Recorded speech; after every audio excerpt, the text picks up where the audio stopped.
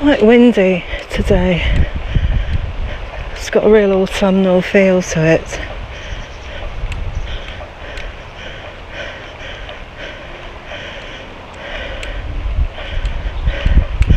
Salt Rock. I've just bought a shorty wetsuit from them with a view to taking up paddleboarding at some point, either this year or next.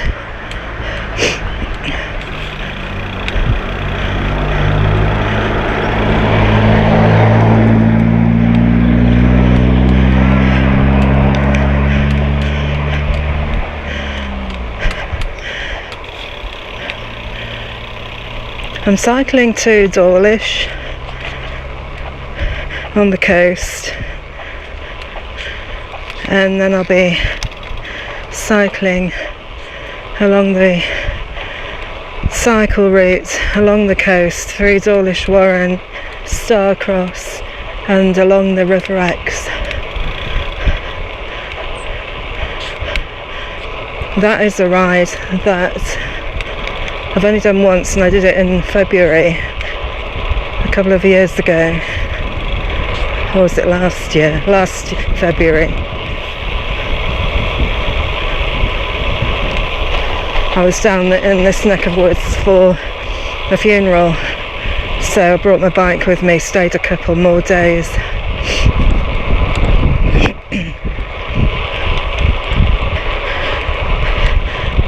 But this is actually a third attempt of this ride, because this ride is where a year ago I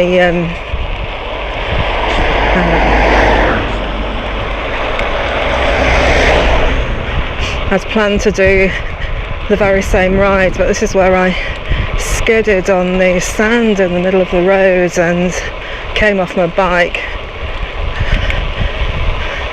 covered with cuts and bruises on my bike.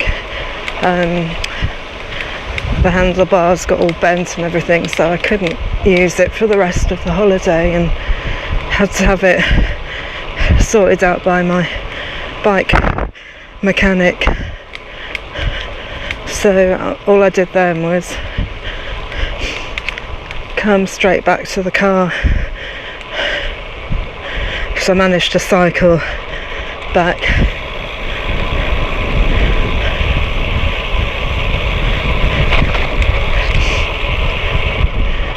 So we're just going along some little lanes, and we're going to avoid all sand in the middle of the road.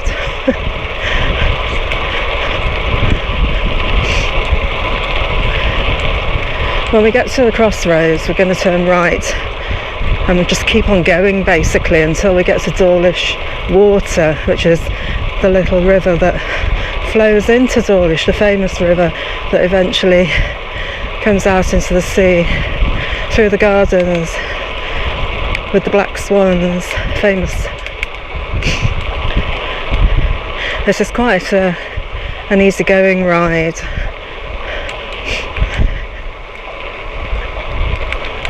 Hello. It's about 23 miles long, and about 1,600 feet elevation, which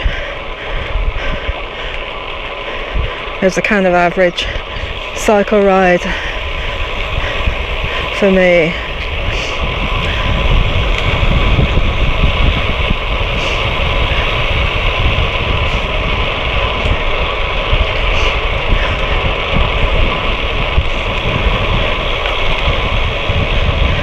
I didn't really want to attempt another Dartmoor ride because I was very tired after the last one, and all my friends, I've got a friend who's a physiologist who's been telling me all about how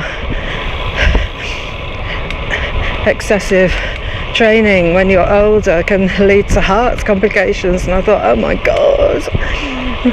So that scared the living daylights out of me. So I thought, anyway, I'd come and do this slightly easier going ride. I mean, there are some climbs because it's not totally flat, but it's not Dartmoor.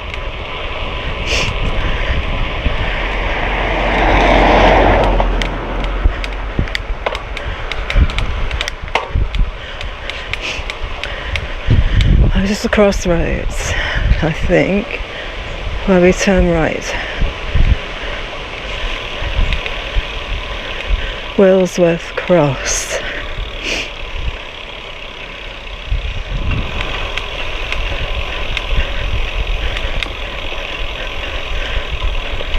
Keeping my eye open for pesky sand in the middle of the road.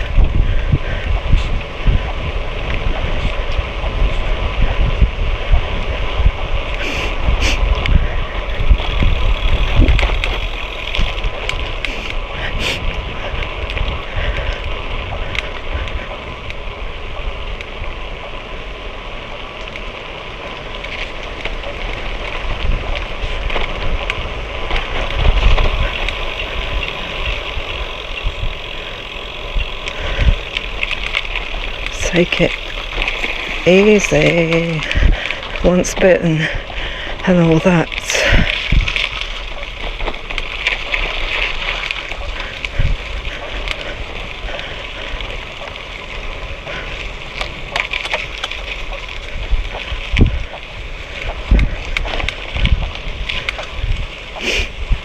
It's that part of Devon where the sand and the soil and everything has a reddish tinge.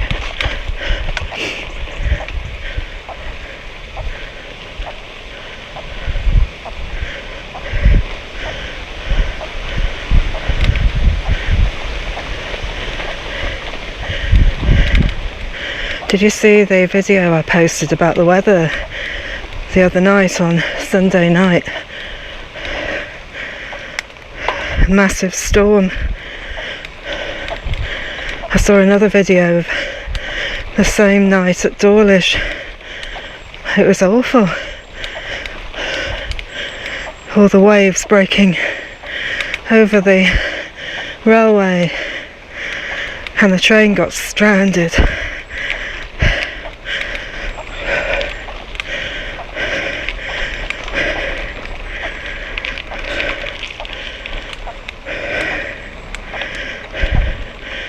I did a walk on Sunday in the lead up to the storm because I thought cycling probably wasn't the best idea.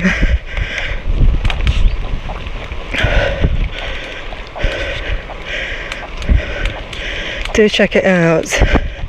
It rained towards the end of the walk, but it wasn't too bad really, and I don't mind rain when I'm walking too much.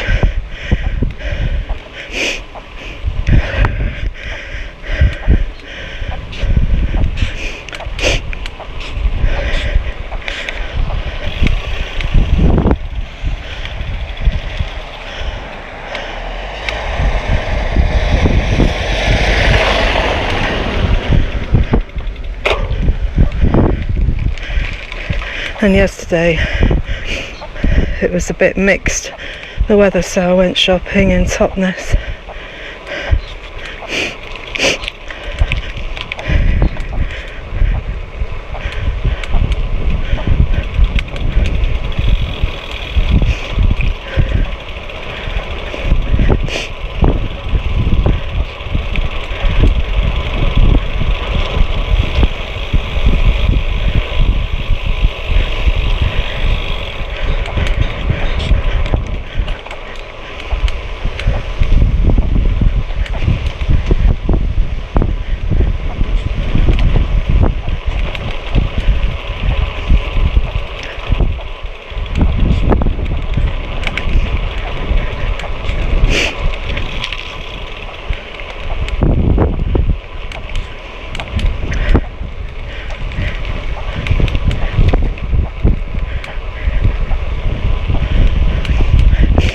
As you'll see in Dawlish, part of the cycle route actually involves considerable climbing of steps onto the top of the cliff. But they've got a side bit where you can push your bike, as you will see, which is quite novel and convenient.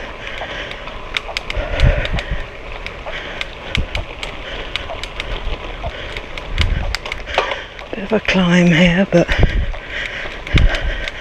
nothing compared to Dartmoor the other day.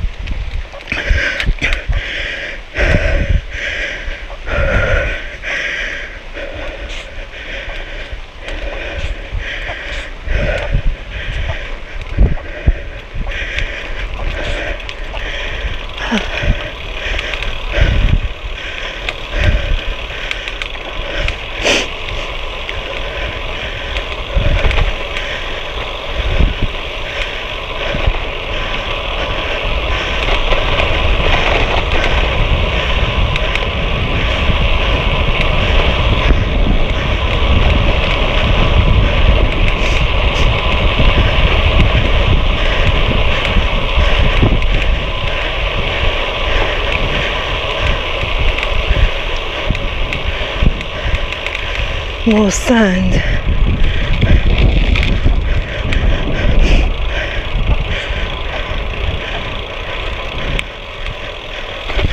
Quite a lot of it.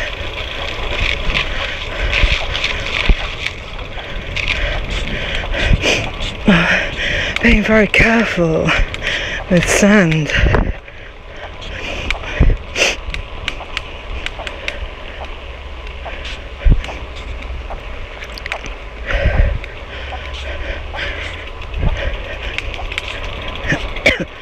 And there's a car coming.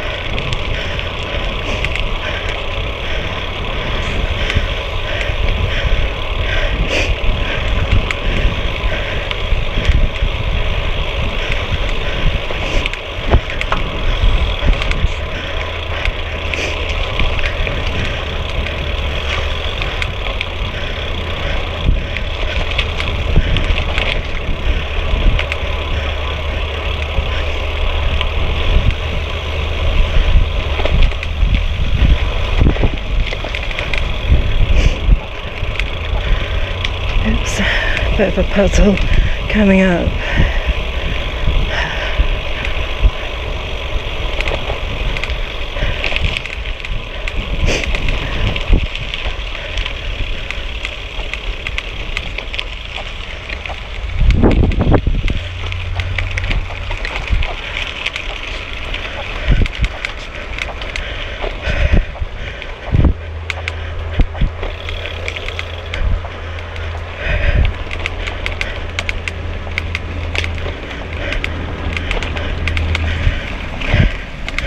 It's quite muddy here,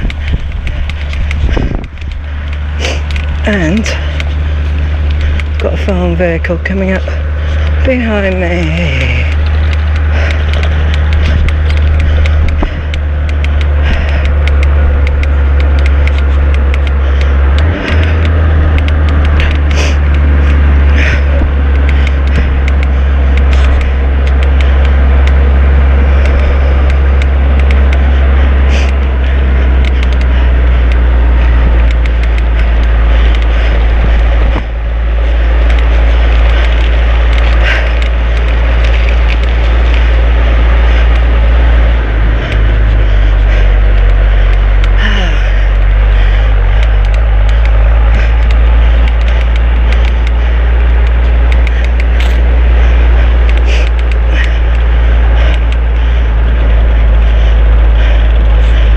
Somewhere it can pass, which is probably here.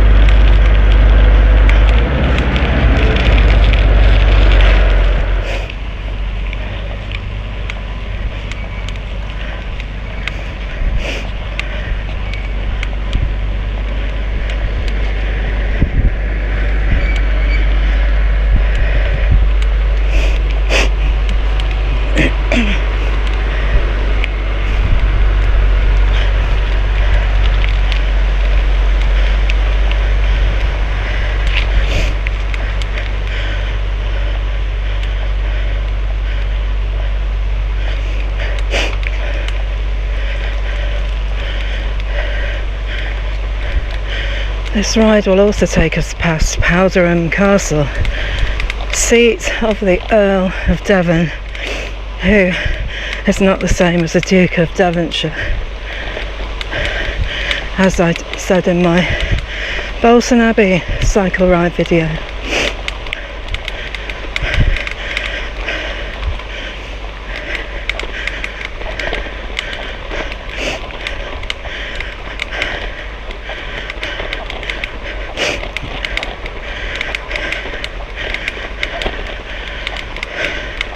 I'll tell you more about Powerderham Castle later on.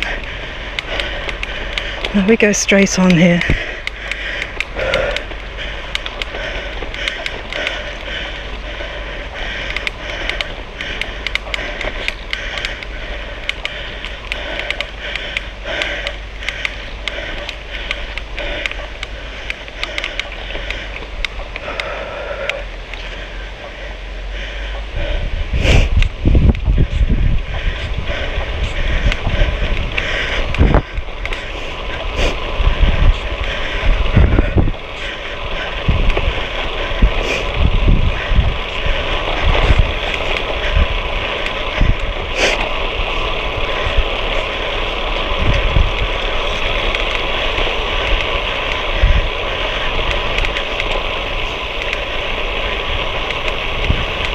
I have so many memories right through my whole life of Dawlish and the Exe Estuary,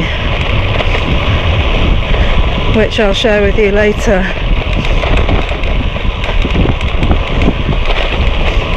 Centred around trains.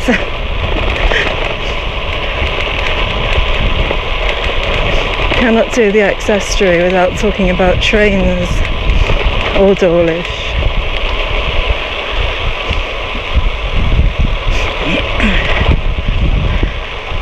Although once back in the early 1980s,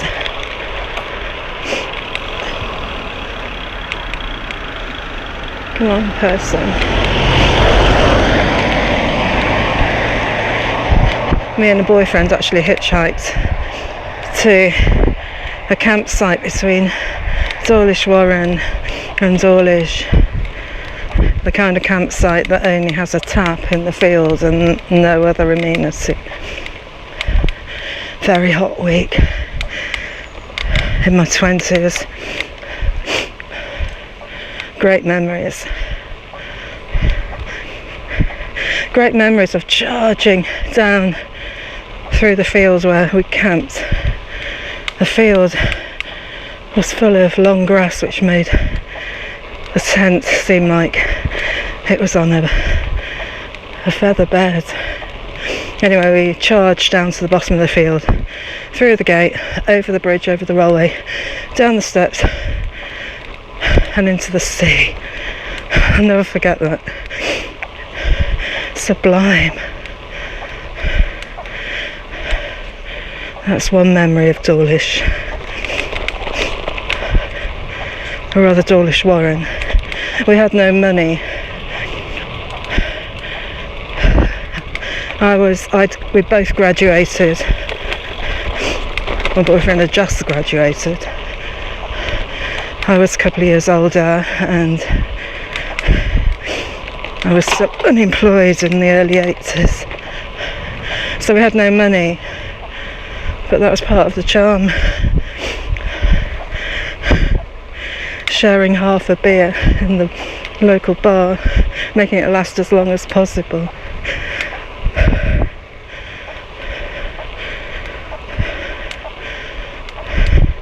Then we hitchhiked to between Paynton and Totnes, all over the place really.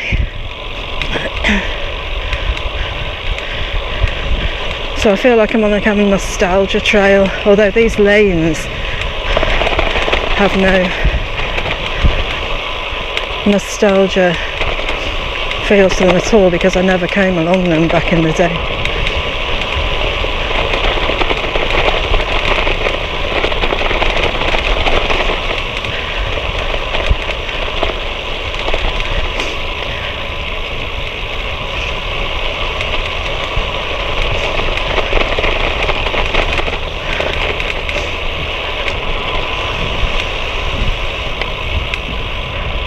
Vineyards up there.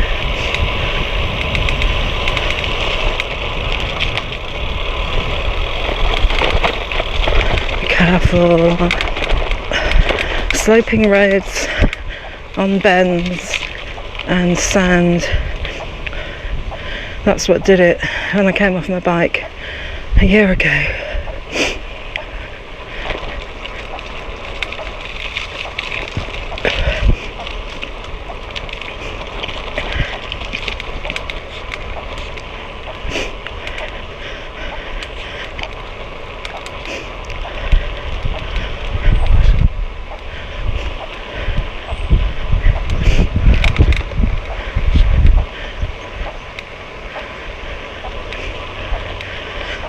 Dawlish is, of course, a Regency seaside town,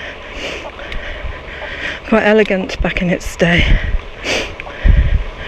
And then Brunel brought the Great Western Railway there.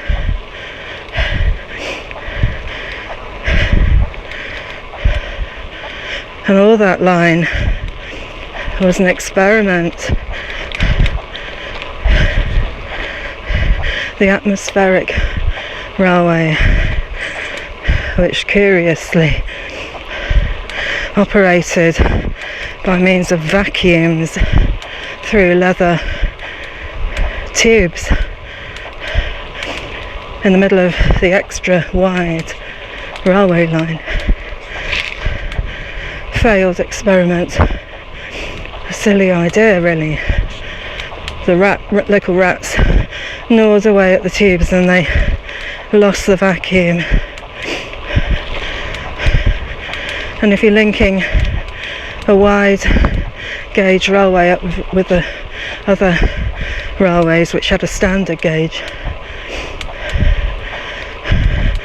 It's not going to be that sensible really. So that's why the tunnels, the famous tunnels between Dawlish and Teignmouth, seem extra wide, because they were built to accommodate wide gauge track. How do I know these things? Because my dad was an absolute railway nut, which is why we went on the railway so much.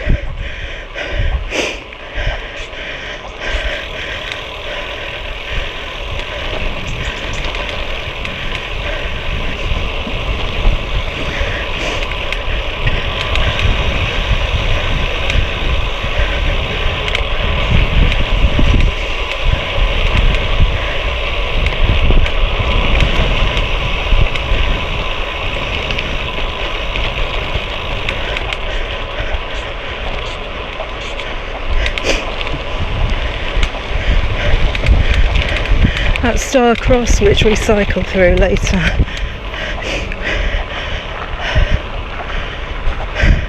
And let's let this go across. There is still Brunel's pumping station from the atmospheric railway days.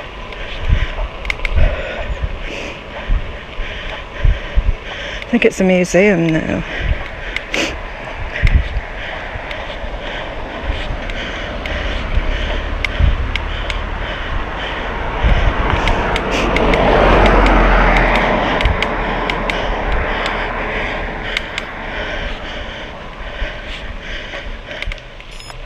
We go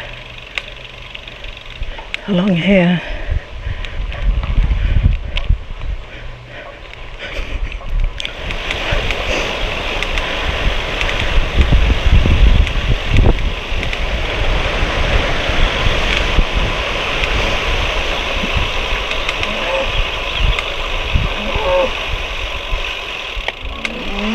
Oh, what a beautiful little thatched cottage.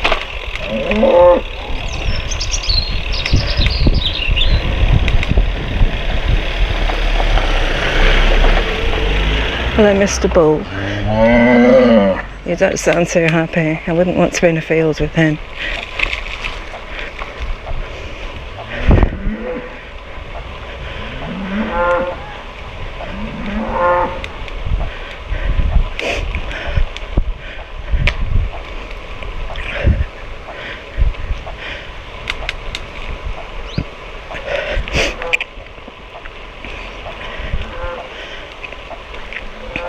Local honey. Still haven't bought my son any local honey. I don't think I'm going to. I bought him a load of stuff in Totnes yesterday to cheer him up, because he's quite sad at the moment. A relationship breakup, and I wanted to cheer him up.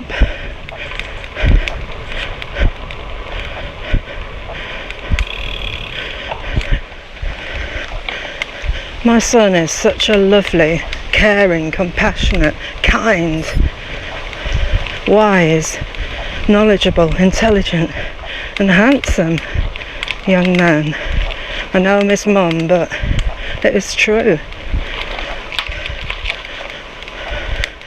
And he needs a nice girlfriend who is similarly kind, compassionate, caring, deep thinking, etc.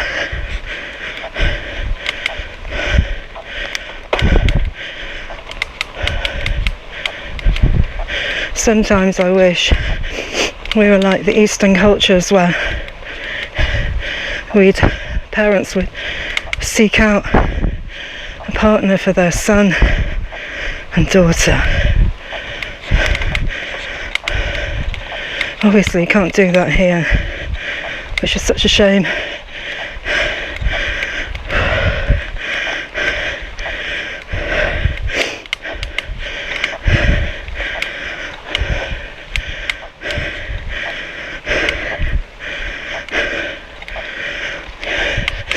He's also into gaming, Dungeons and Dragons, Warhammer. nerdy geeky stuff. Always has been. RPG, role-playing games.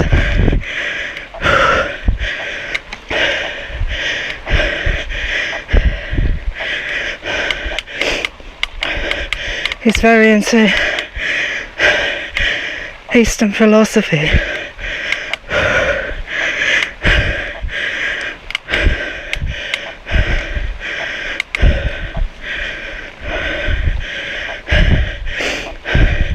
Doesn't drink, is a vegan.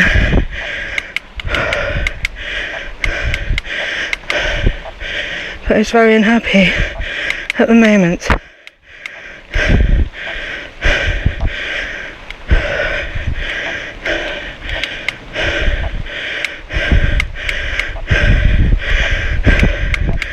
Calling all similar young ladies, girls out there in their 20s.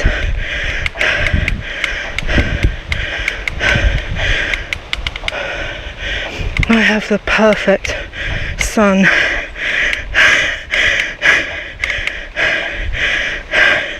Your perfect partner.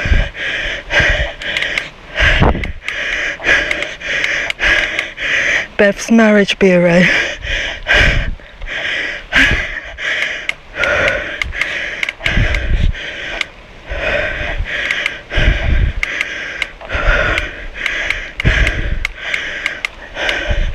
Climbing, by the way.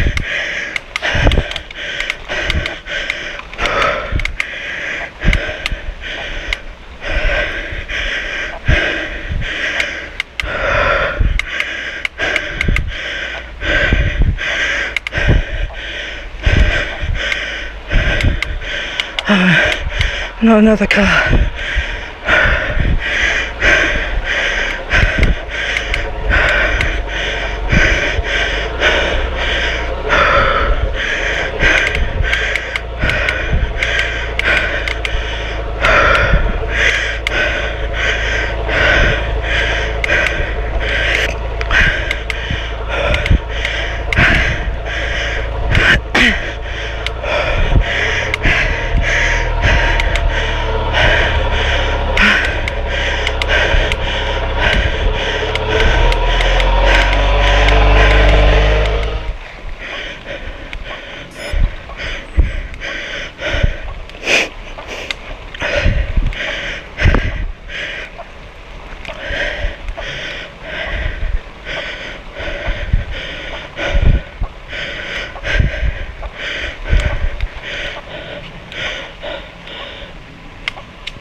To the estuary over there.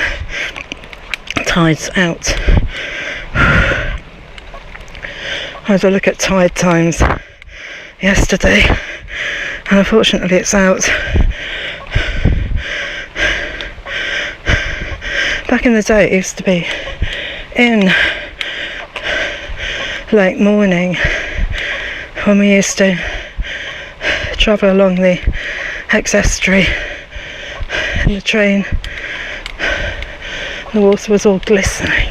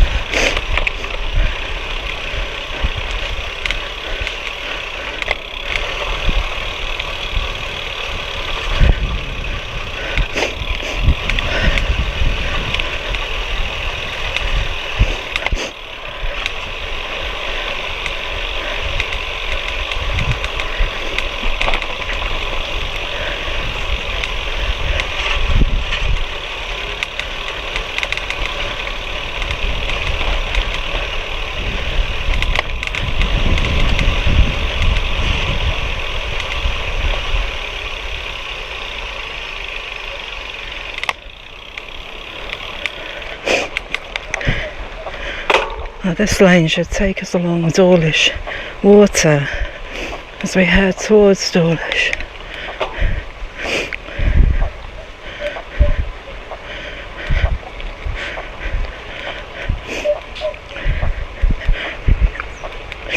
The last time I was in Dawlish, of course, was in March, when I did that Aberdeen to Penzance train journey.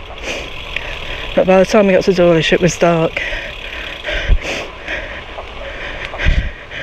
and so you couldn't see anything. Oh, someone's got a bonfire on. Look at the sun's rays through the smoke.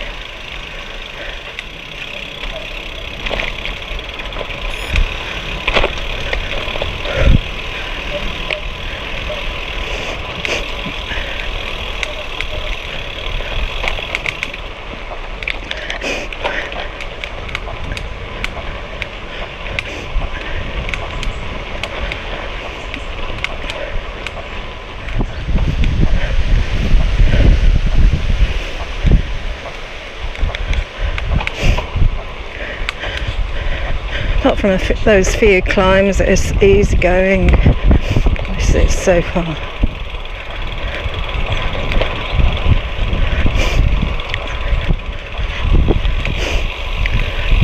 Probably spend a little bit of time at Dawlish being nostalgic and train spotting.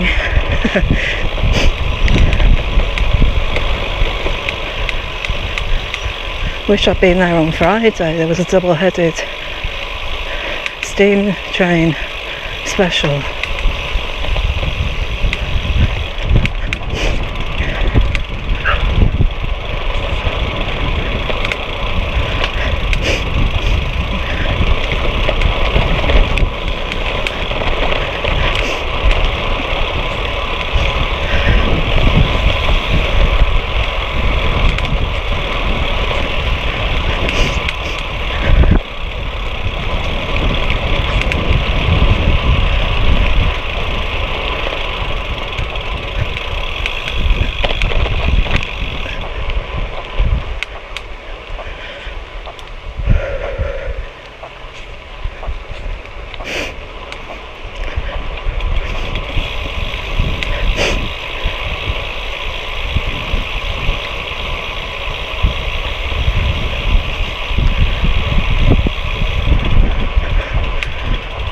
Thatched cottages. Pretty. Look at this one. Even a thatched garage. Dawlish Water cottage. So Dawlish Water must be down there, obviously.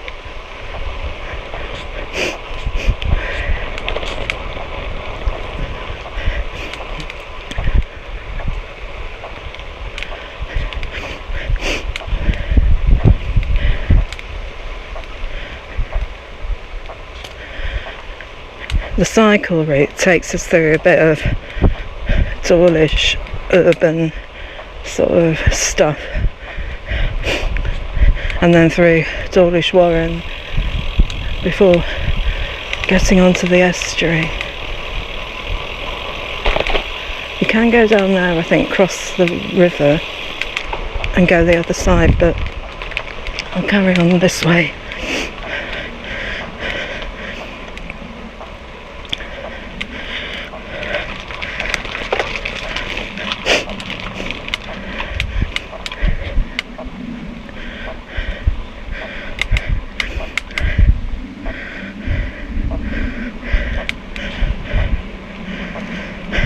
Oh, I saw a fantastic sign at Dawlish at a seafood stall. I took a photo of it.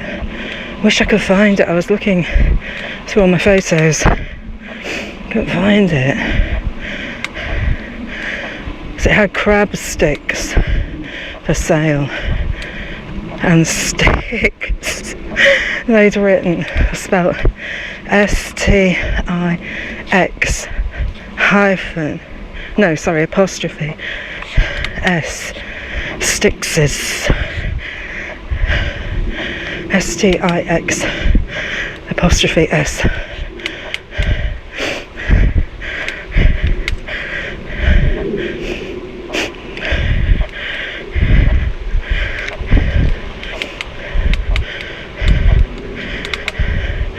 like the cheese stall at the Christmas market in Sheffield,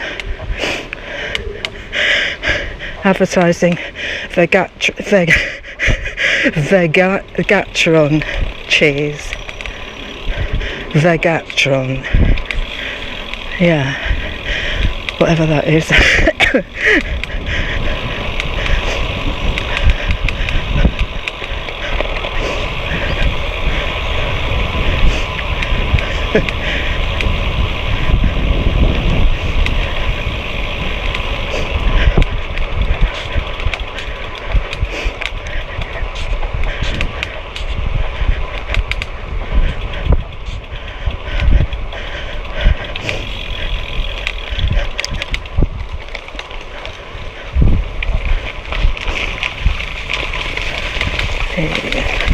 Wet sand, no.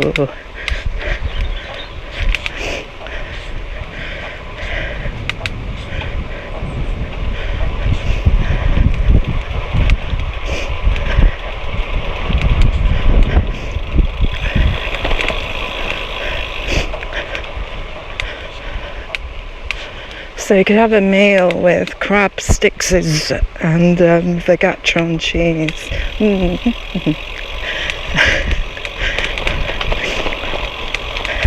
Excuse my musings. At least it makes me smile.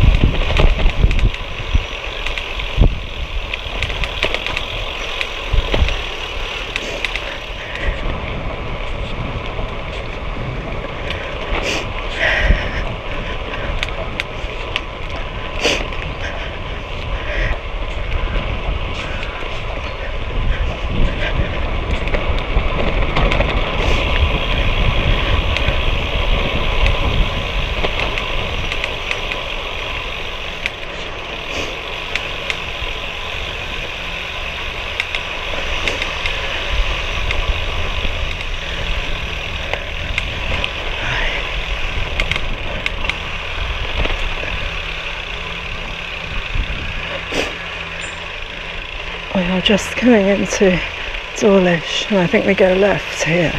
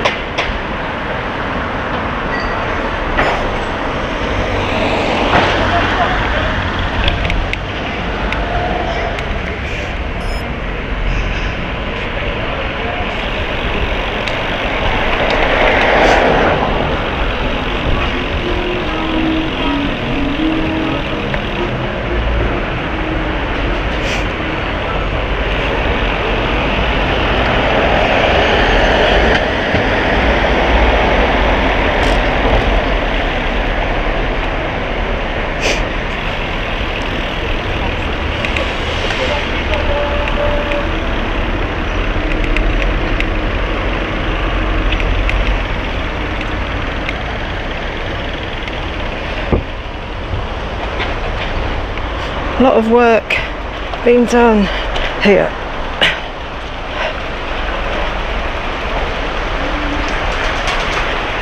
Since the last time I was here. Storm defences. Didn't do much good the other day though.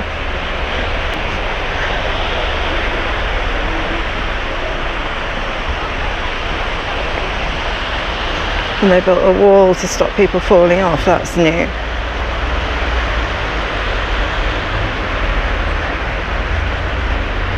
No cycling. That's fine, we'll walk.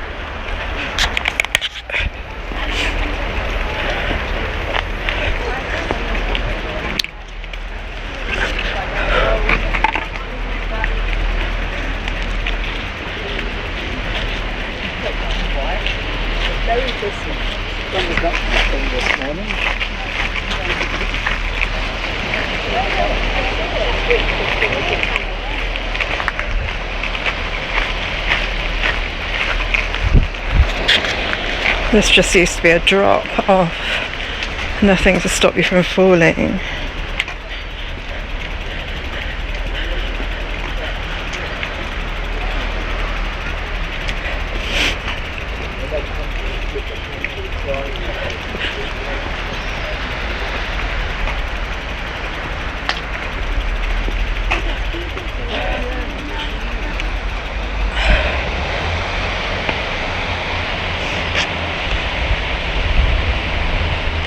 The parson there, I don't know what's happened to the clock, a little rock that was in front of him. Maybe you just can't see it from this angle. Oh, we've got a train coming.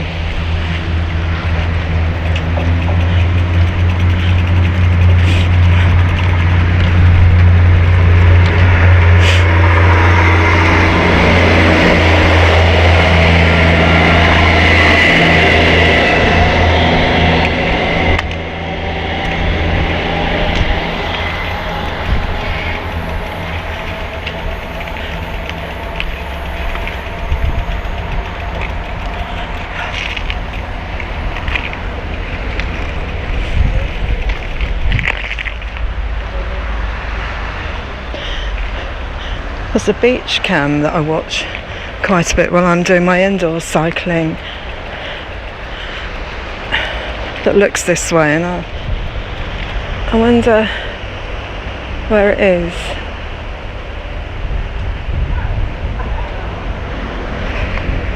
I'm probably on it now.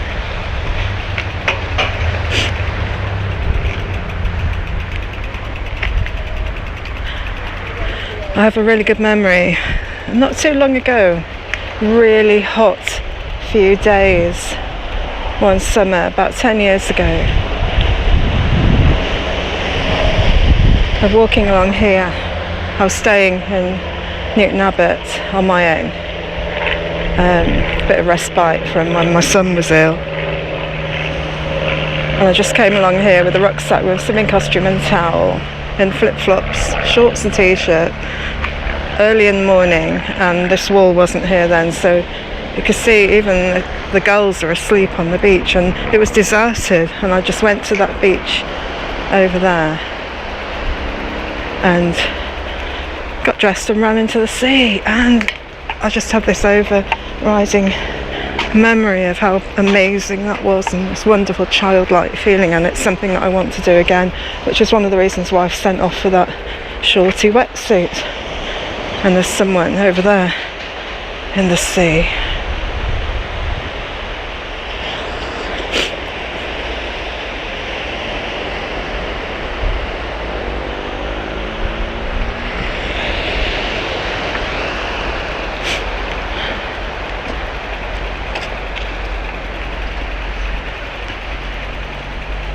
There's a series of tunnels, of course, here. I think it's 5 tunnels before you get to Teignmouth.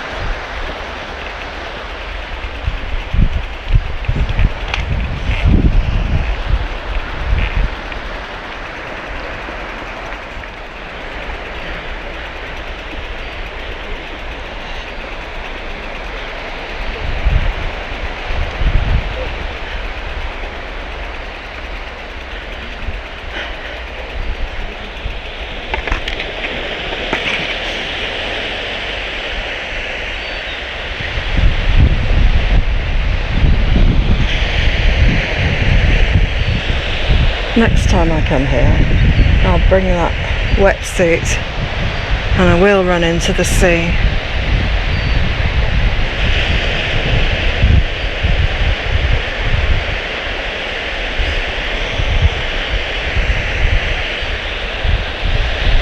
I have recurring dreams of doing just that, of running into the sea.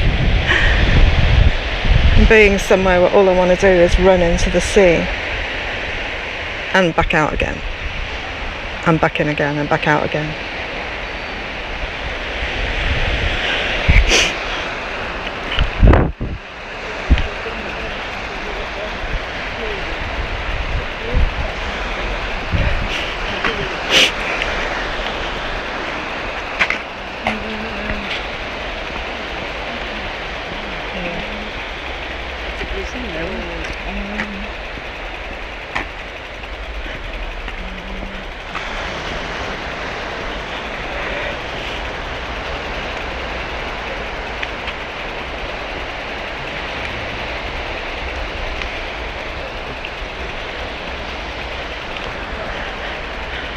There were some really pretty little colourful beach huts around the corner here, which were destroyed in the storm, the one that destroyed part of the railway line a few years ago.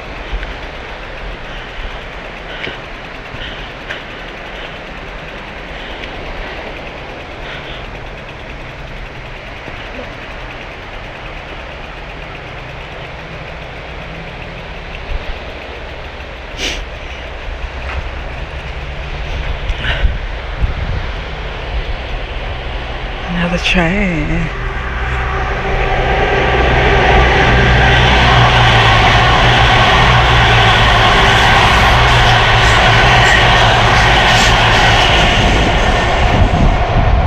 The dreaded cross country.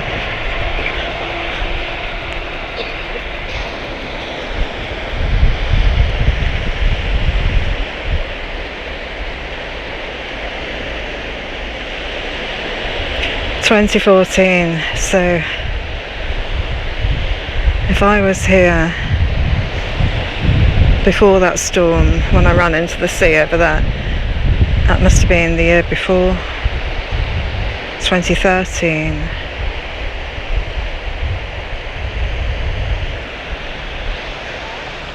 It was when I first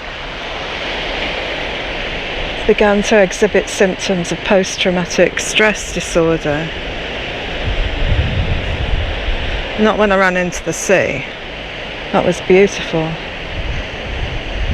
but when I was at the hotel, my brain had a bit of a PTSD outage in public, in the restaurant.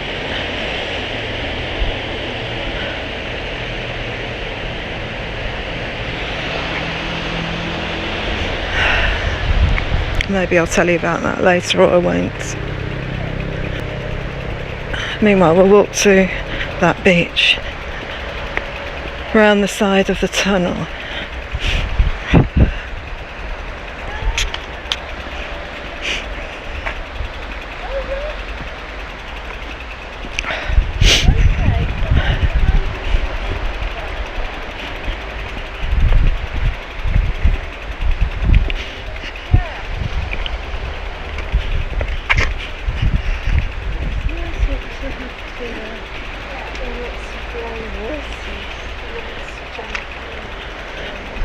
I spy beach huts. They must have rebuilt them. They were gorgeous, painted. I'll try and find a photo of them and put it up on the video, because they were beautiful.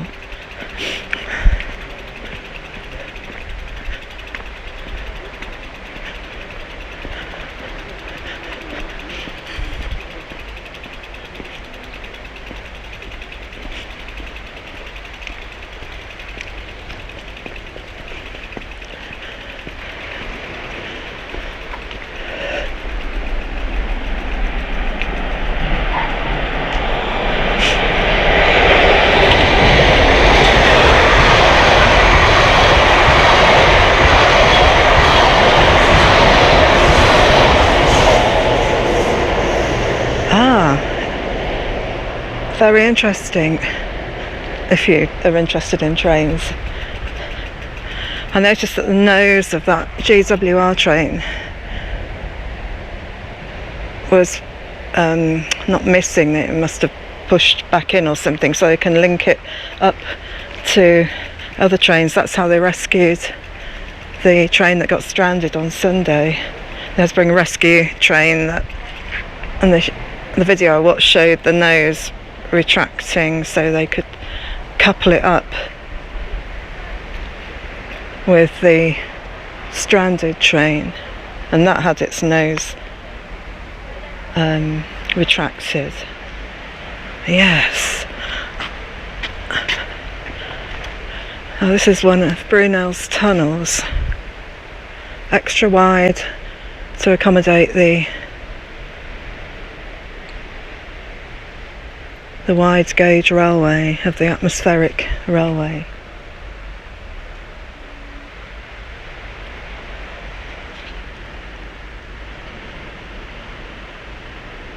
How many times did I go through those tunnels as a child and teenager?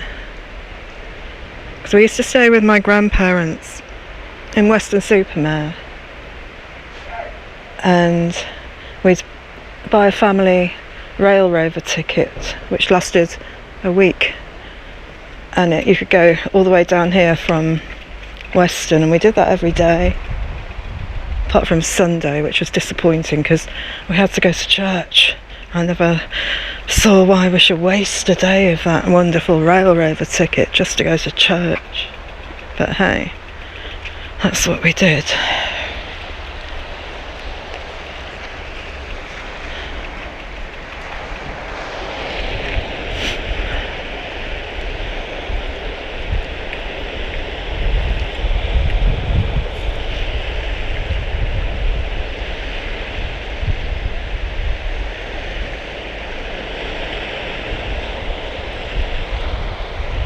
You can see right over to where the trains swing around the corner from Dawlish Warren.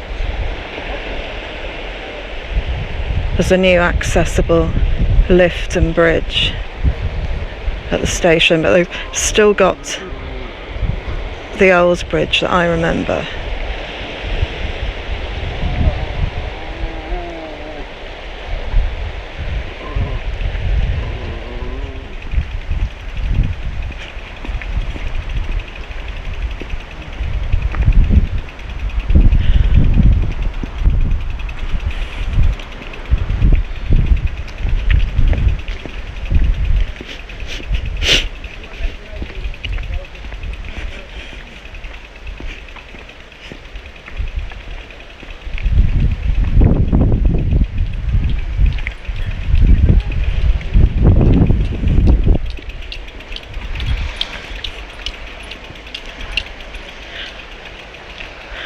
Looks like they've replaced these beach huts, so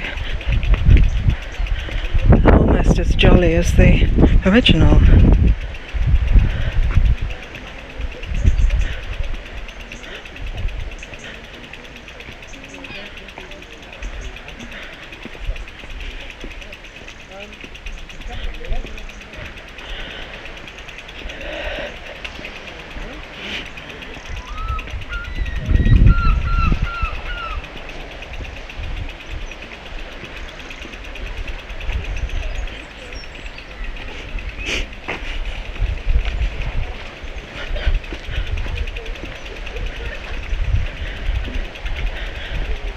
See, we come to the exit of the tunnel and the beginning of another tunnel here.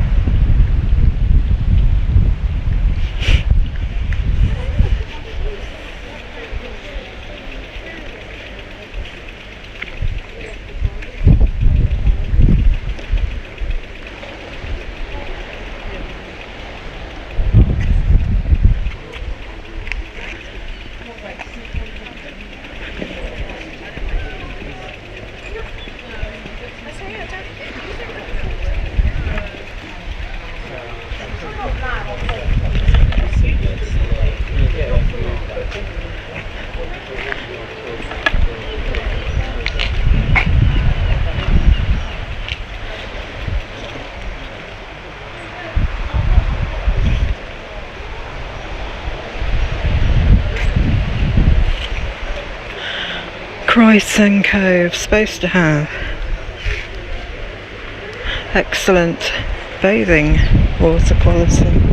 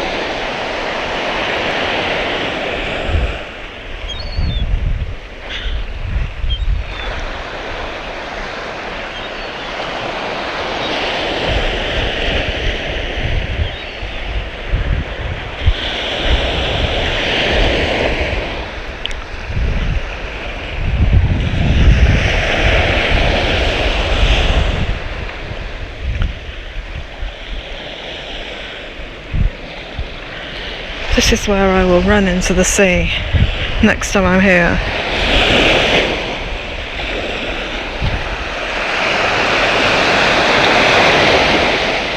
I'm looking for a pebble. I always take a small pebble to add to my collection of pebbles on the landing at home. Got one from Aberdeen Beach when I was there in March. But there weren't any pebbles at St Ives where I went. Just look for a nice, interesting. Well, I like the look of that pebble there. It's got a nice pebble. Yeah, this is a nice pebble. You see it? Quite small.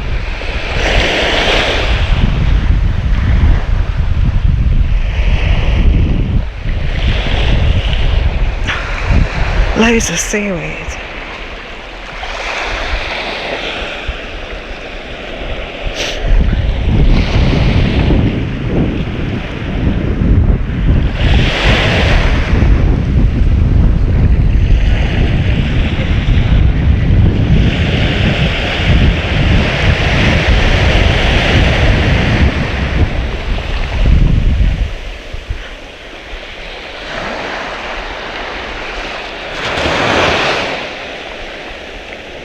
The red sandstone rocks, cliffs.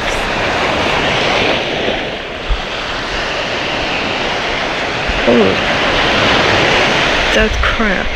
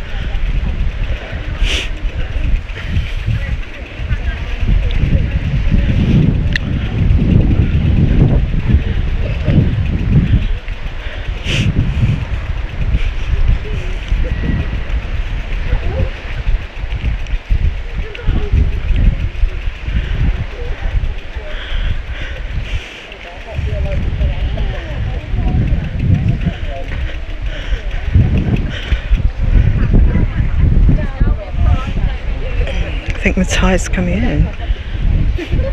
Rock pools.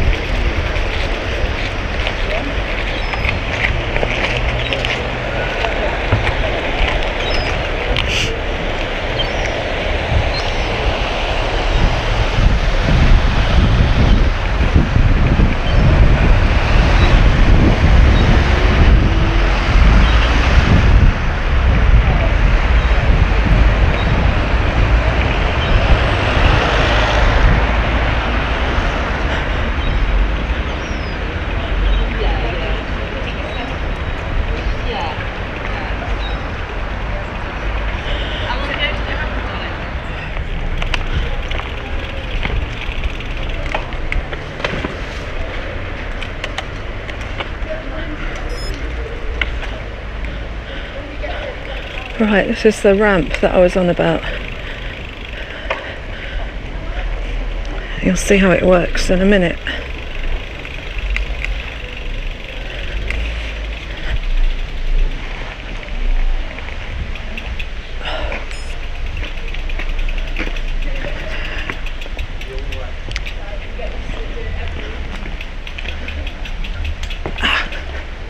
Right, up we go.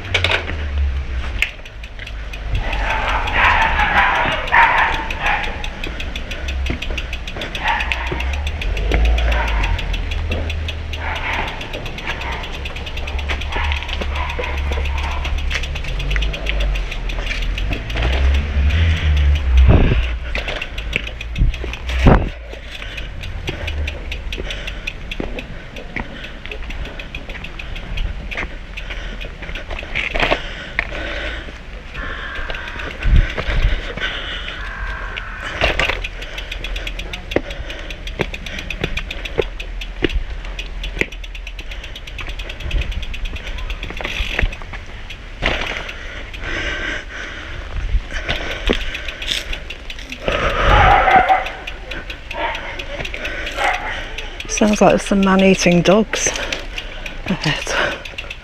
Crikey.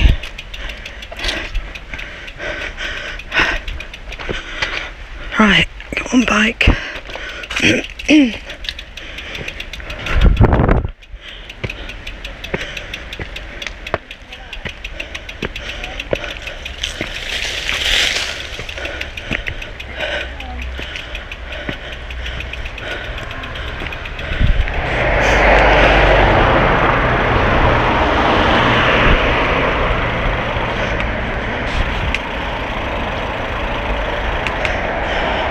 So quite an extensive stopover at Dawlish, just being nostalgic and because I like the sea. I will be back with my wetsuit so I can run into the sea again.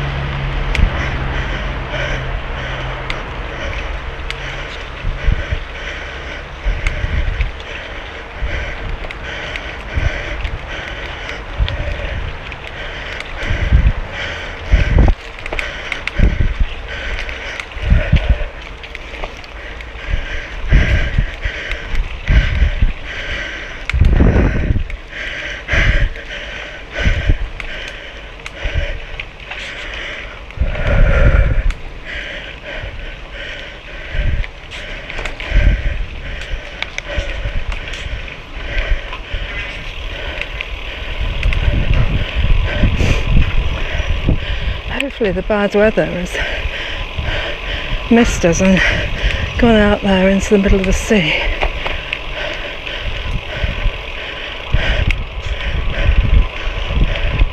We're on the cliff top here.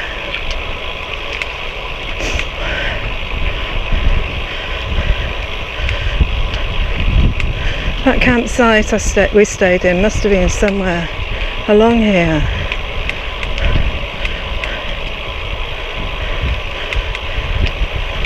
The one where we ran into the sea.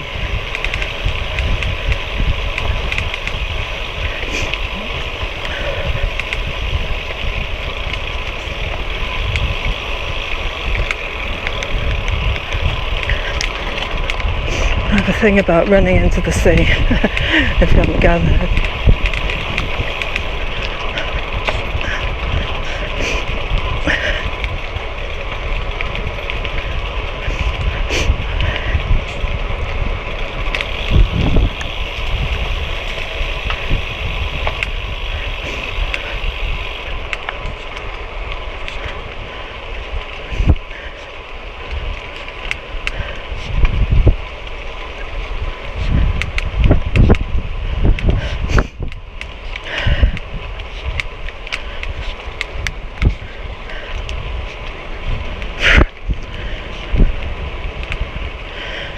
So we're up above the railway line here. The railway line hugs the coast, of course.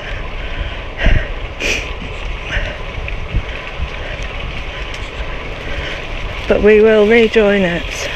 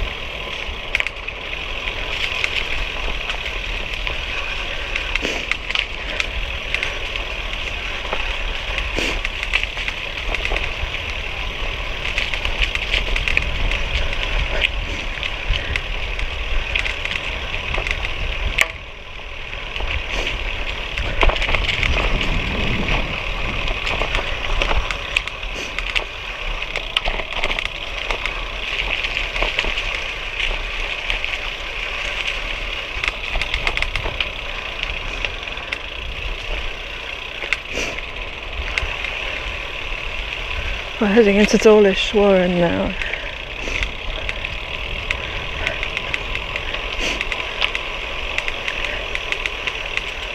A few years ago I got the most evil food poisoning from a cafe, from a sandwich I got from a cafe in Dawlish Warren. Oh God, was I ill.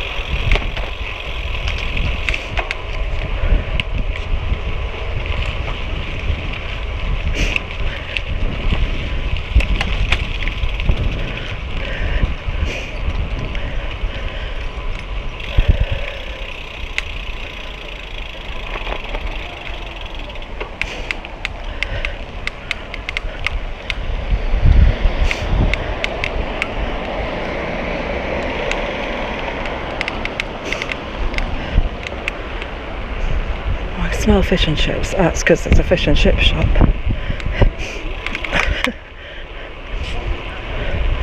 Oh, it smells nice.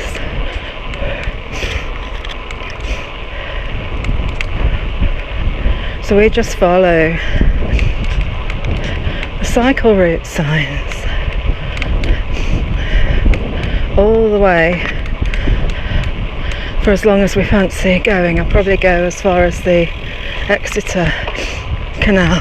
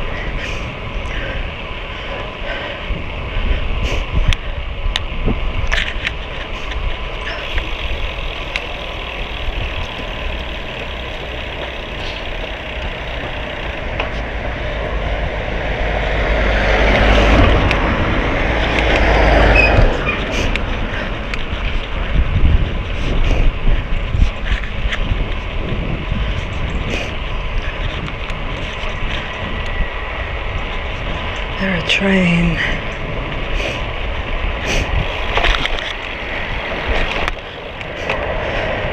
Dawlish Warren is really all sort of holiday parks and stuff, which, I mean, we were very fortunate to have grandparents who lived at the seaside at Weston-super-Mare, so every year we'd go there.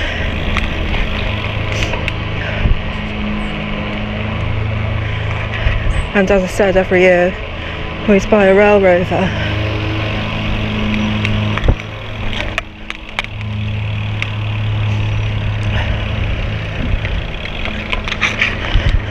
And every day, pretty much every day, except the day we had to go to church on Sundays, we would take the train at the Exe Estuary.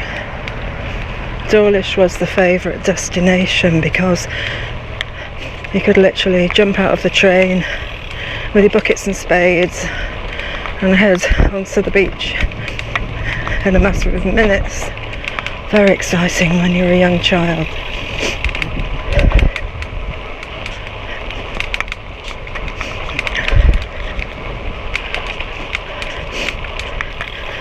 And as I got older, I used to go and stay with my grandparents for the whole summer on my own, get the train from Leeds.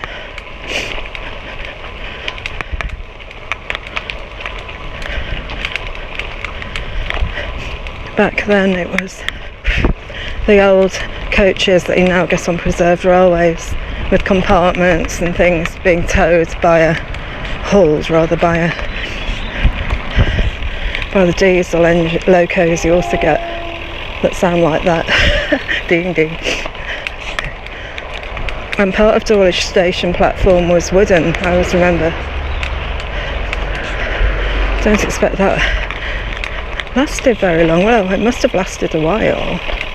Still there in the 70s. And there's still a signal box on Dawlish platform and another at Timber.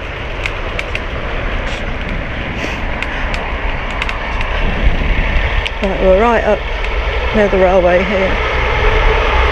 It's another cross country. Oh, the dreaded cross country. Did we go over here? I don't know.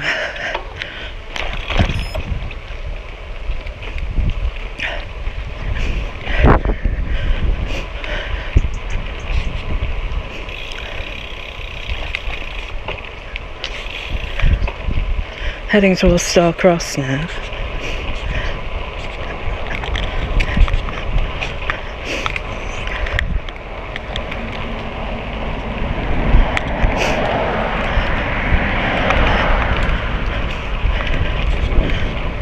And when I stayed with my grandparents on my own, they bought me a rail rover so I could go along this line on my own for a week.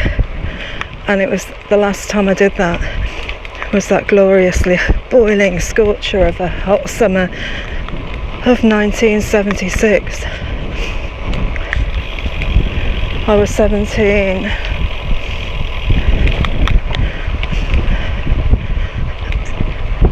It was awesome. It was amazing. I get in one of those compartment coaches and lie full length with my feet on the seats. Oh, it's starting to rain. I've not got any waterproofs with me. It's not like the glorious summer of 76.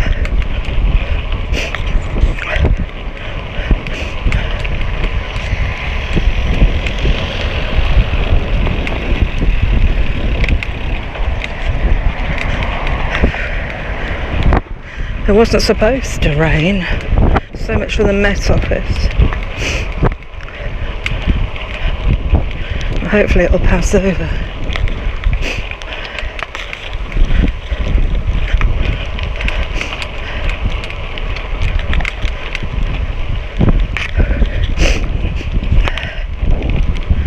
Yeah, we're going to get a bit wet.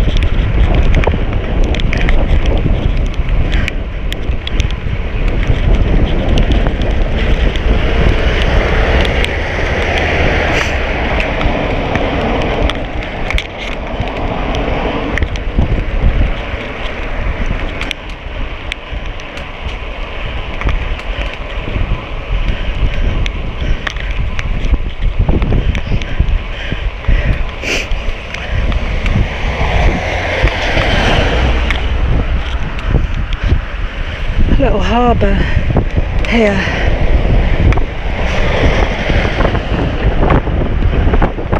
Ooh.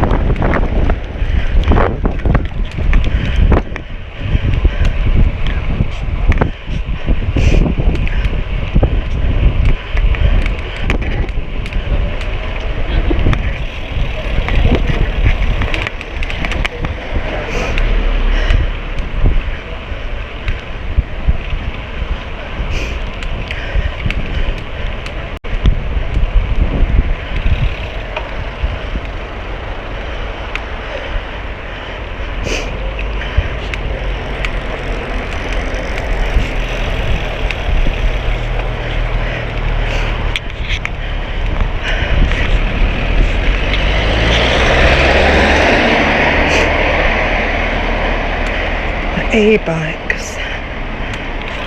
Yeah.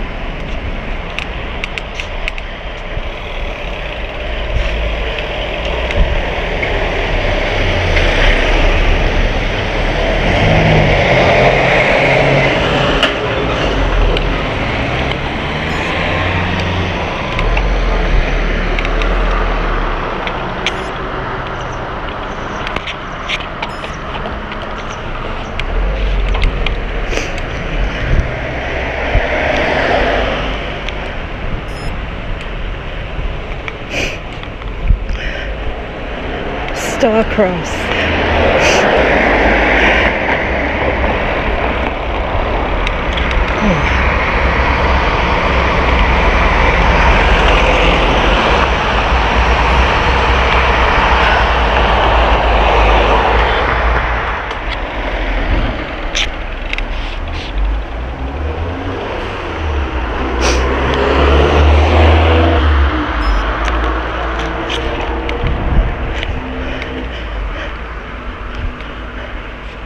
This is the old atmospheric railway pumping station by Brunel.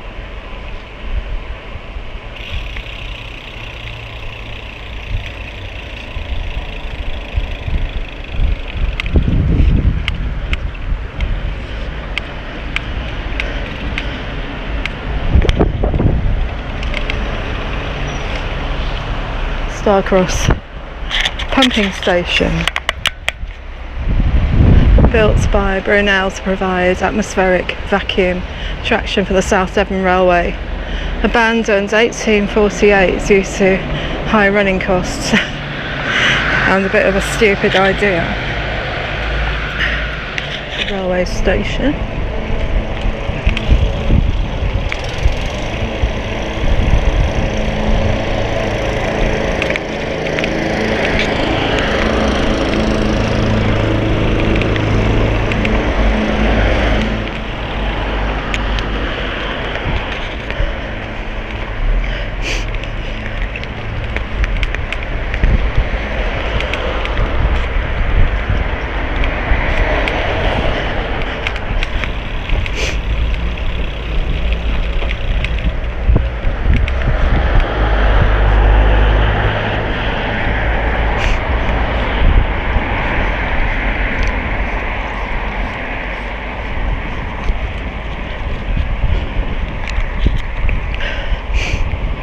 Well, you couldn't get much closer to the railway, could you? But no train on it.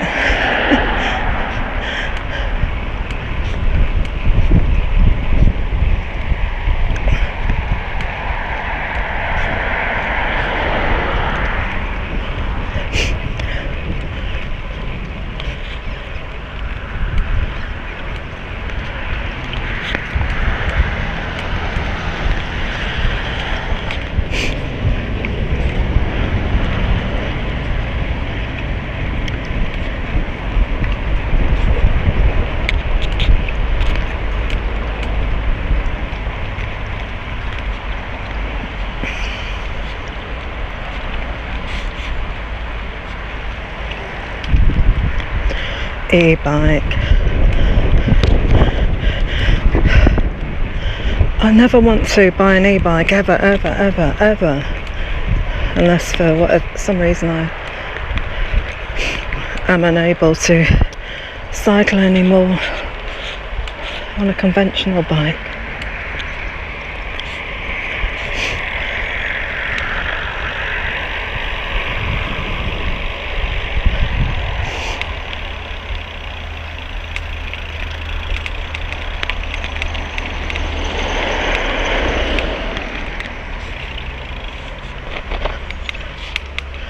Oh, the sun's come out.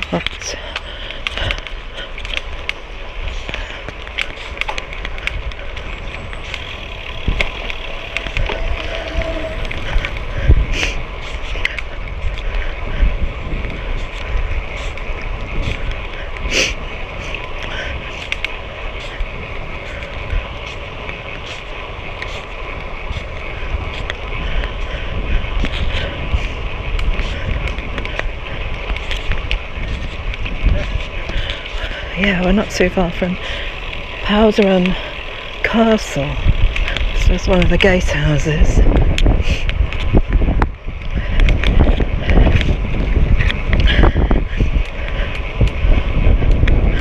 Seat of the Earl of Devon, not the Duke of Devonshire.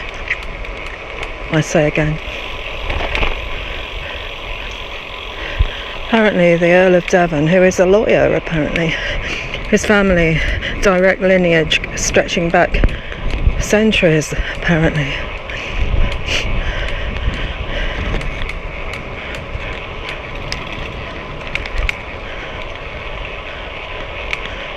Right.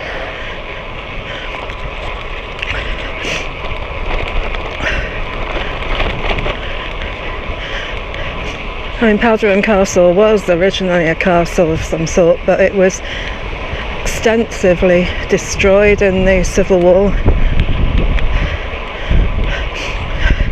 and rebuilt and remodelled in the 18th and 19th centuries.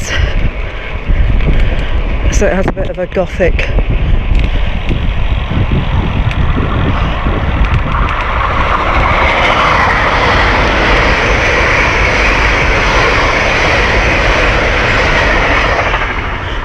with a K appearance. I went round it with my husband and son a few years ago. It was quite funny. The guide, there's a tour guide, and she kept getting her historical facts wrong. It was really funny. But I didn't correct her because it's not very bit naff doing that.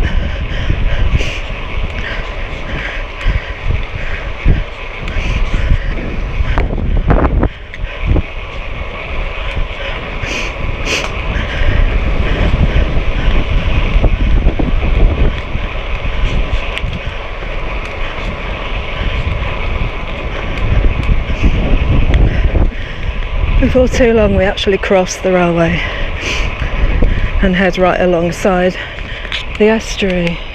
These are the grounds of Powerderham Castle.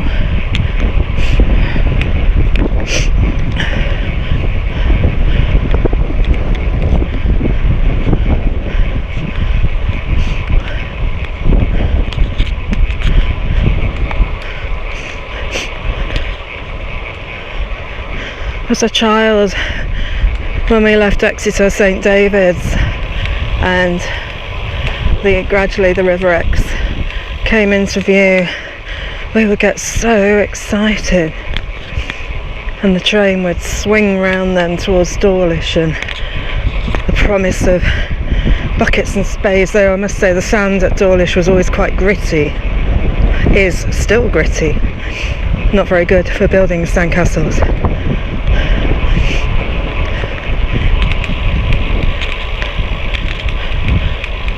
The Exe Estuary estate.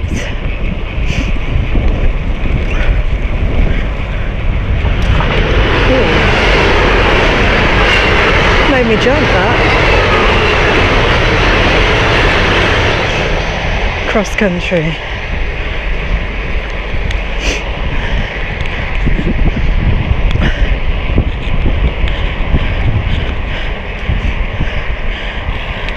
Powerderham Castle, historic home of the Earl of Devon.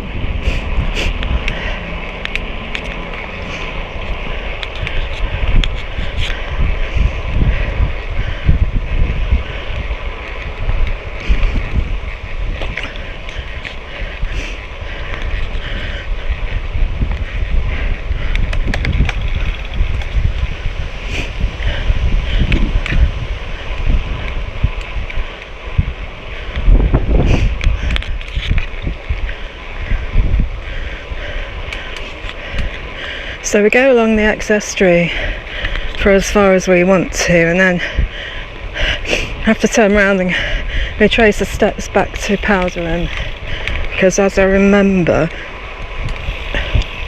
from last time I did it, there's no other way to get off the cycle path unless you go into Exeter under the motorway. Might be wrong, but didn't appear to be. That's not a problem because it's very flat and very pleasant, and you definitely wouldn't need an e-bike to do it.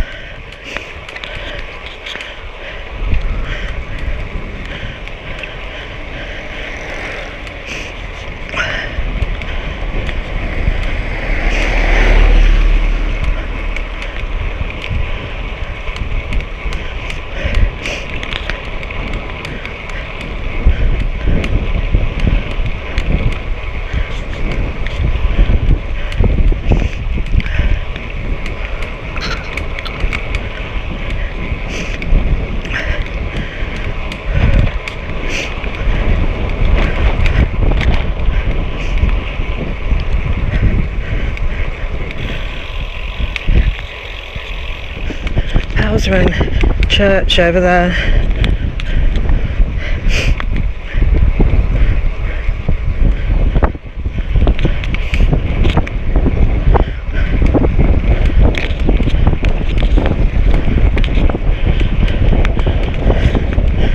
If we have time and it's open, we may look at that later.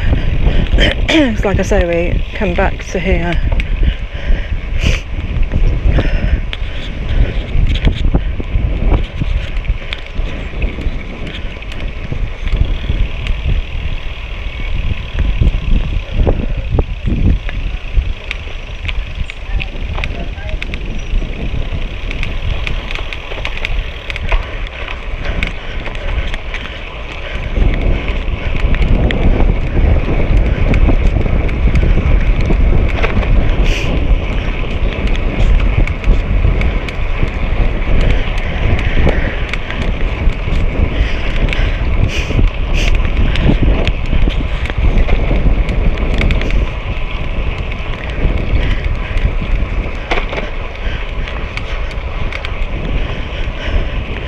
Yeah, we go over this bridge.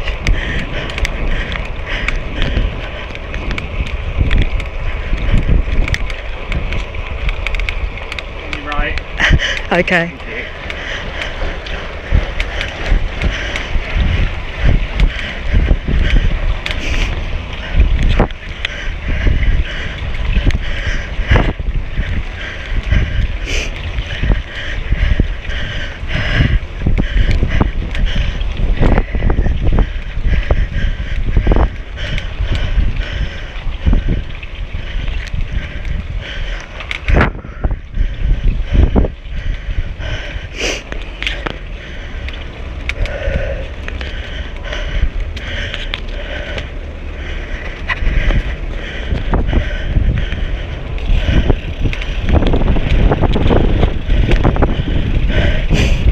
Getting a bit windy,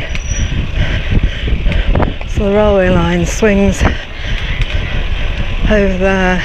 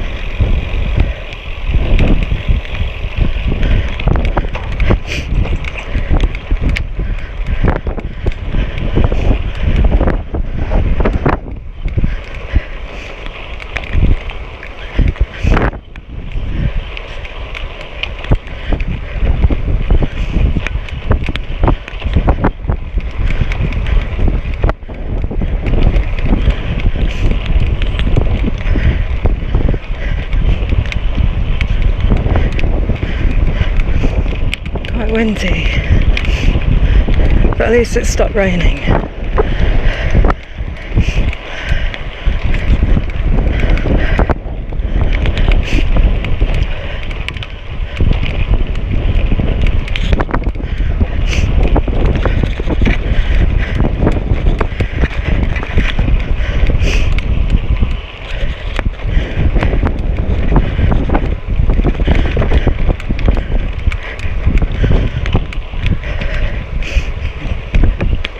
If you're interested, talking about the long hot summer of 1976, and it was also a hot summer in 75, which was a funny summer because I spent a few weeks of it over in south of France with my French pen friend. Oh gosh, yeah. Back then I used to write a detailed diary, and I continue to write over in France, and it is quite hysterical, though I say it myself. A few years ago, I published my 1975 and 1976 diaries in 2 volumes, and they're available on Amazon if you're interested and want to see what I got up to in the summer of 75 in France. Oh gosh.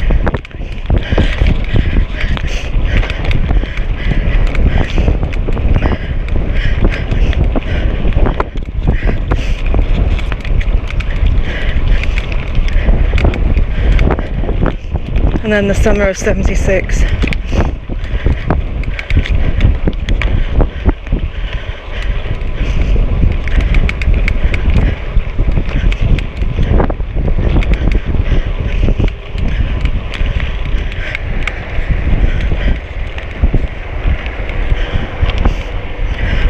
It's very sad actually, because there's another book that I wrote which is available on Amazon.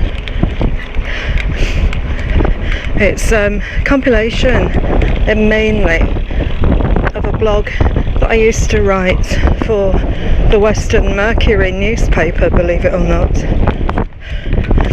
It was called Western from Afar, and I was in Yorkshire obviously writing this blog, which was all about nostalgia of Weston-super-Mare in the 1960s and 70s, when I used to stay with my grandparents.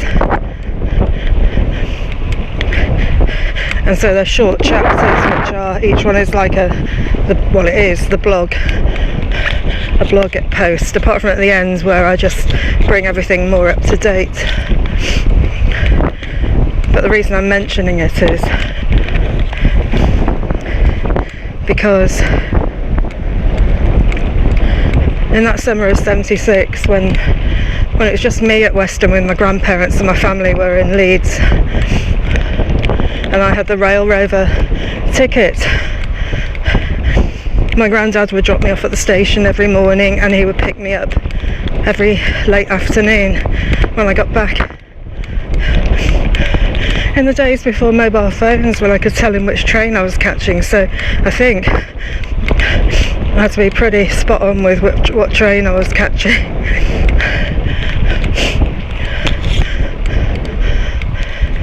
But what's sad about that is that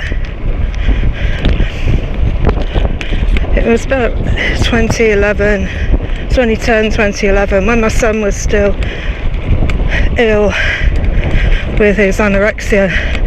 I took a respite week in Weston, and I retraced my steps, or wheels should I say, on the railway along here to Dawlish and back again, and it hit me like a cannonball in the stomach when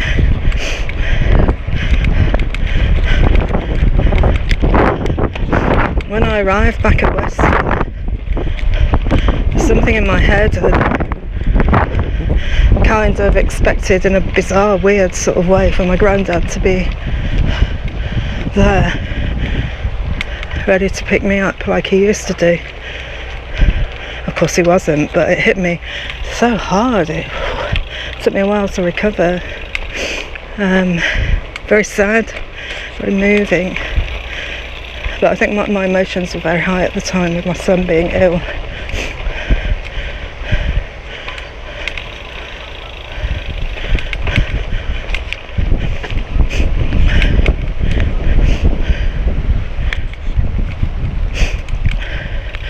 Because that summer of 1976 was the last time my granddad would ever pick me up from the station, because he passed away of prostate cancer that November, or December rather. And to bring it all up to date, my mum, who has dementia, she said to me last week, did I ever remember my granddad? Did I ever get to meet him or know him? I said, yes, of course, for the first 18 years of my life. And I said I loved him very dearly. It's so sad that she's all mixed up in her head.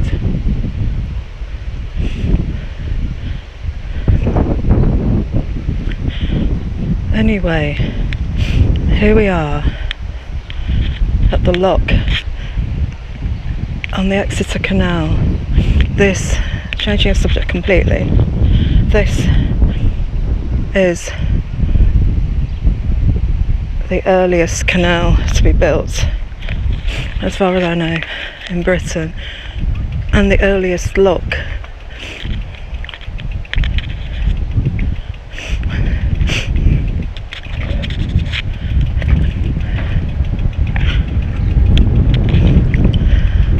And eventually the earliest ship canal, the Exeter Ship Canal.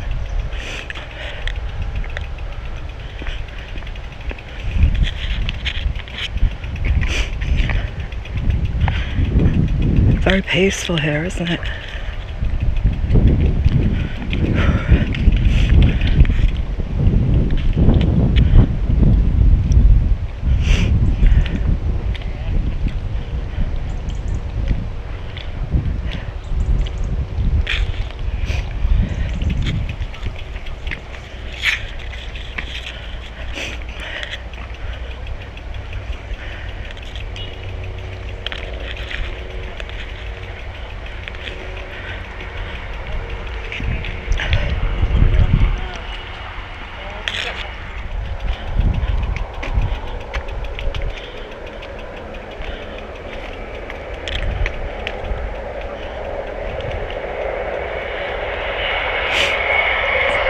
Railway right over there now.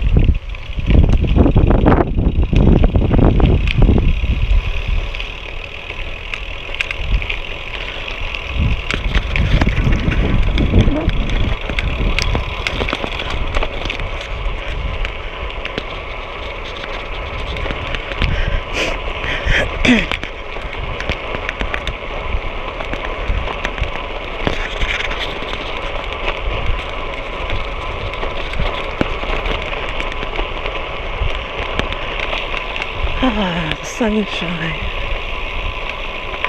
Powerderham Castle, you can see it up there. I think that's it, or if it's not it, it's the lodge.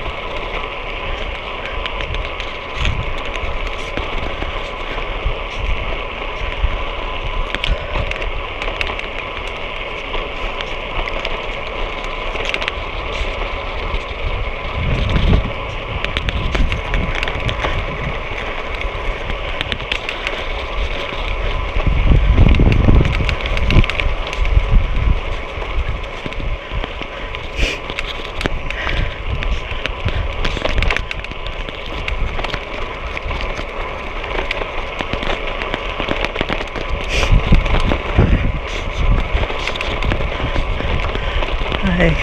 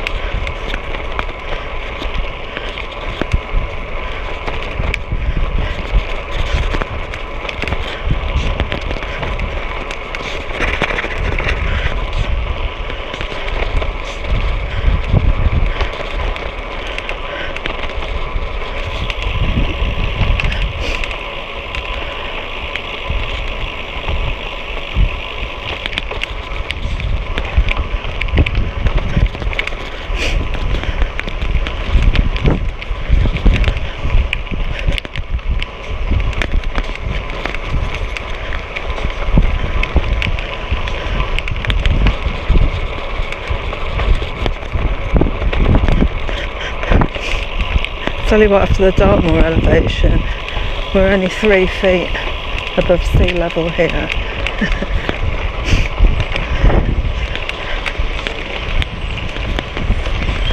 Well, I mean, of course.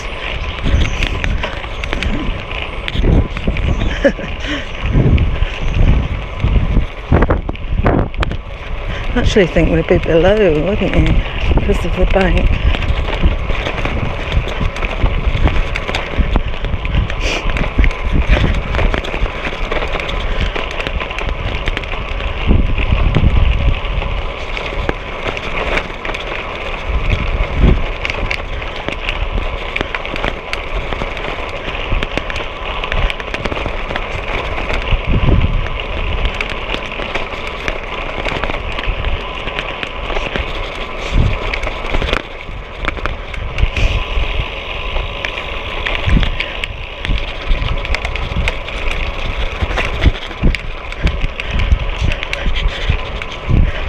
We'll just stop for a bit here. You can sit on the wall, which I did last time I was here in that February. A bit warmer today than it was then. And now the sun's out and we get to watch the trains.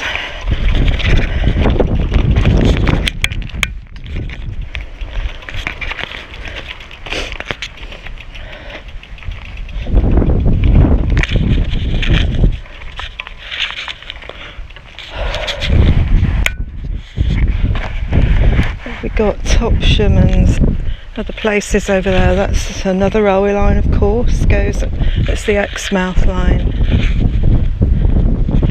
which used to go further. It used to go to Sidmouth. You can cycle on part of the old line, and you can also cycle alongside the existing railway line, like you can here.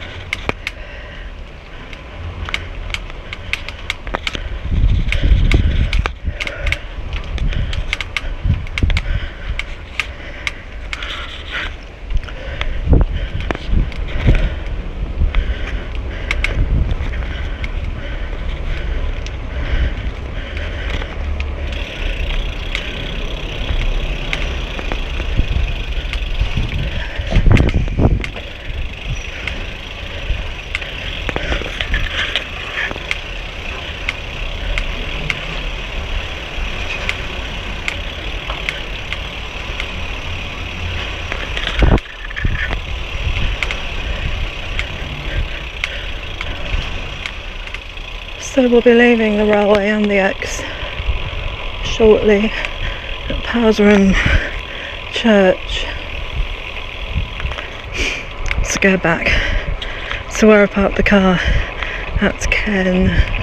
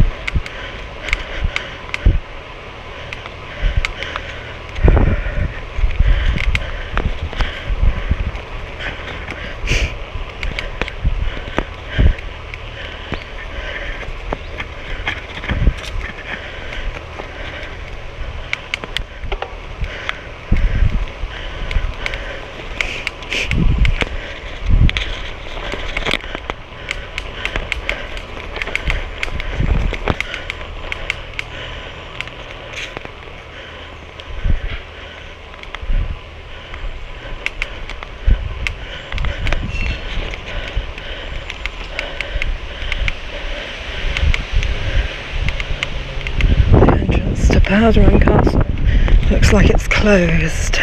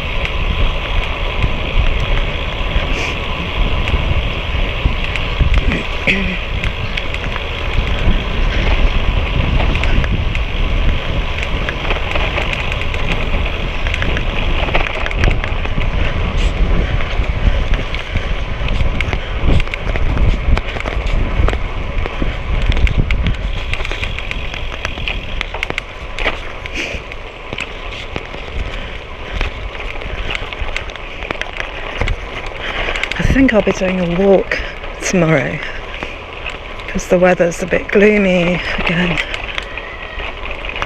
Because I fancy doing a walk.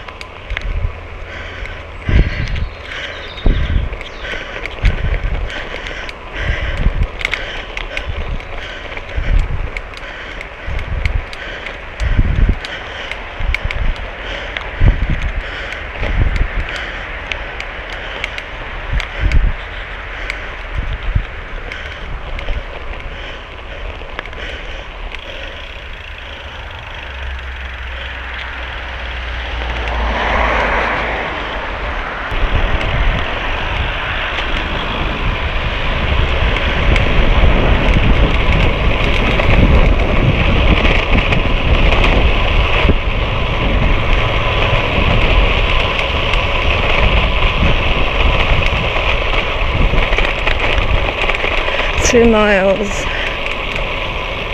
to Kenn, which will make this a 20-mile ride, which is quite short.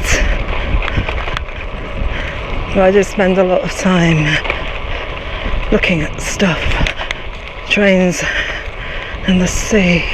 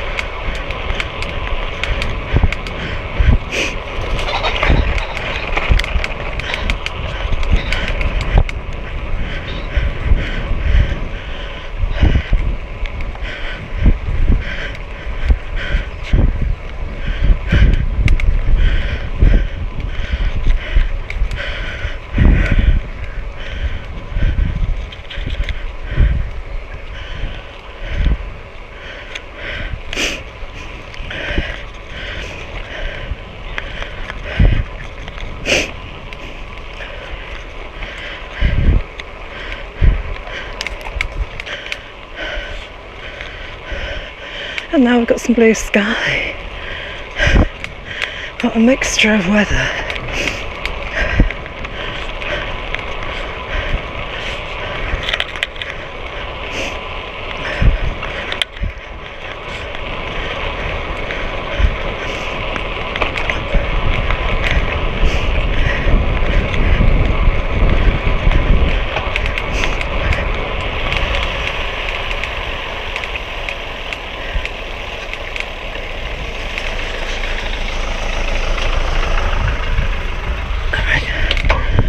To fall into the gutter.